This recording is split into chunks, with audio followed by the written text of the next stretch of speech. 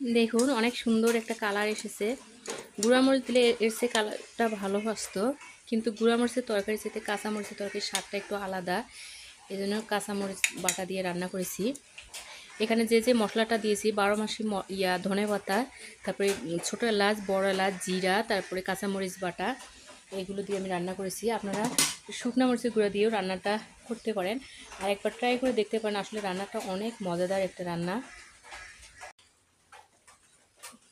আজকে আমি রান্না করব হচ্ছে ছোলা বাদাম দিয়ে পাঙ্গাস মাছ আর ঢেঁড়স ভাজা। পাঙ্গাসটা রাতে নিয়ে এসেছিলো, ফ্রিজে রাখছি, এই জন্য একটু বাঁকা হয়েছে। এখন পানিতে ভিজিয়ে রাখবো।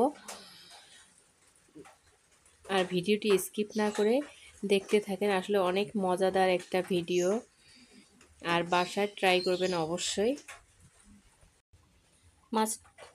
মাছটা আমার কাটা শেষ, এখন বাদামটা ভেজে নেব। গরম হওয়া কড়াইতে এখন আমি বাদামটা ভেজে নেব।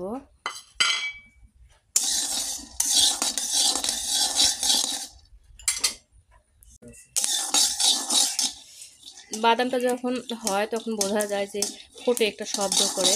বাদামটা হয়ে গেছে, এখন আমি নামিয়ে নেব।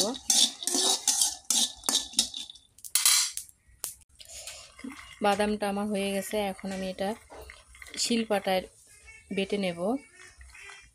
দেখুন বাদামগুলো কত বড় বড় হয়ে গেছে ফুটে। বাদামটা আমার বাটা শেষ হয়ে গেছে, এই যে এরকম ঝুরঝুরে হয়েছে। ম্যাগনেট করা মাছটা আমি 5 মিনিট রেখেছিলাম ম্যাগনেট করে, 5 মিনিট তো না 10 মিনিট। এখন আমি এটা ভেজে নেব।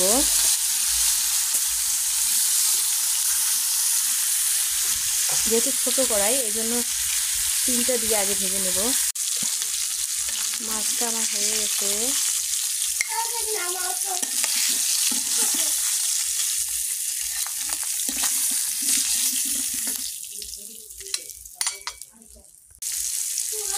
সব মাছই আমার ভাজা শেষ। দেখেন অনেক সুন্দর একটা কালার এসেছে, বোঝাই যাচ্ছে না যে আসলে পাঙ্গাস মাছ। এভাবে ভেজে রান্না করলে অনেক টেস্টি হয়। দেখুন কালারটা অনেক নাইস।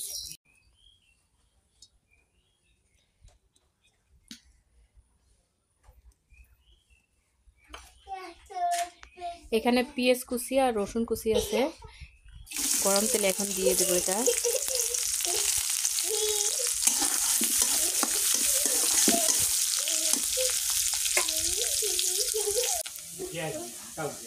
এখানে দারচিনি, এলাচ, তারপরে জিরা, মরিচ, কাঁচামরিচ, হলুদ সব কিছু দেওয়া আছে। বাটা মশলা দিয়ে রান্না করবো এটা আমি।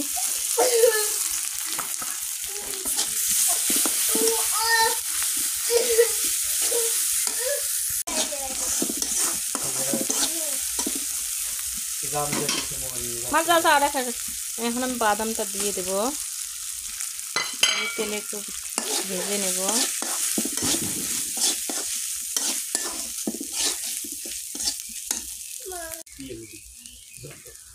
এখন আমি এখানে একটু পানি দিয়ে দেব।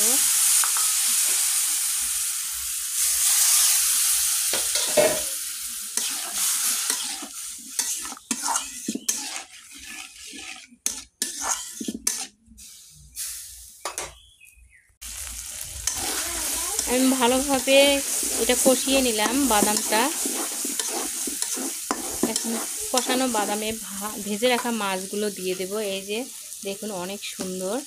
এখন মাছটা এখানে দিয়ে দেব, দিয়ে একটু পানি দিয়ে দেব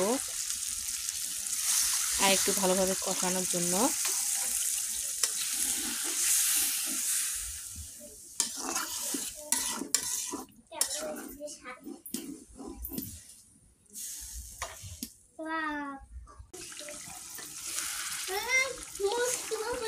এখন আমি একটু ঝোলের পানি দিয়ে দেব। তরকারিটা কষিয়ে নেওয়া শেষ।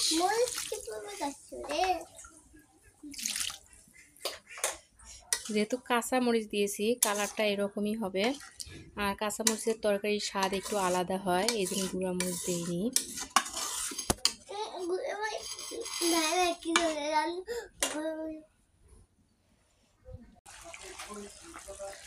আমার তরকারিটা হয়ে গেছে। এখন আমি 12 মাসি ধনেপাতা একটু উপরে দিয়ে কিছুক্ষণ পর নামিয়ে নেব।